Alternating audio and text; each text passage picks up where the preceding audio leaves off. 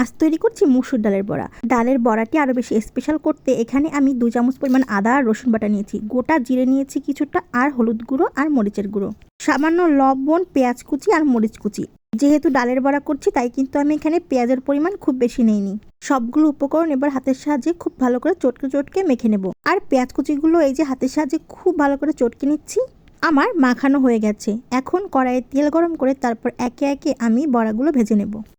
হাতের সাহায্যে আমি একেবারে পাতলা করে নিচ্ছি। এতে ভাজার পরে বড়াগুলো বেশ মচমচে হয়। আর মচমচে হবেই বা না কেন, আমি কিন্তু মসুর ডাল ভিজিয়ে রেখে তারপর বেটে নিয়েছিলাম। আর বাটার সময় আমি কিন্তু খুব মিহি করে বাটিনি, একটু আধ ভাঙা করে বেটেছি। আর এভাবে বেটে নিলে বড়াগুলো ভাজার পরে খুব মচমচে হয়। আর ভাজার সময় চুলার আঁচ কিন্তু মিডিয়াম থেকে লোতে রাখতে হবে। চুলার তেল হাই হিটে খুব ভালো করে গরম করে নিয়ে পরে লো হিটে দিলে কোনো সমস্যা নেই। এই গরম তেলেই বড়াগুলো দারুণভাবে ভাজা হয়, একটুও পুড়ে যায় না। আর তেল অতিরিক্ত গরম থাকলে বড়া কিন্তু ভালো করে ভাজা হওয়ার আগেই কিন্তু এগুলো পুড়ে যাবে। আর এই তো কথা বলতে বলতে আমার বড়াগুলো কিন্তু ভাজি হয়ে গেছে। দেখেই তো বুঝতে পারছেন কি মচমচে হয়েছে, তাই না? সত্যি যেমন মচমচে হয়েছে তেমন মজাদার। ওটা জেরে দেওয়ার কারণে এটা থেকে কিন্তু দারুণ সুন্দর একটা ফ্লেভার আসছিল। আর এই বড়ার সাথে খাওয়ার জন্য আজকে আমি তৈরি করেছিলাম পেঁপের সালাদ।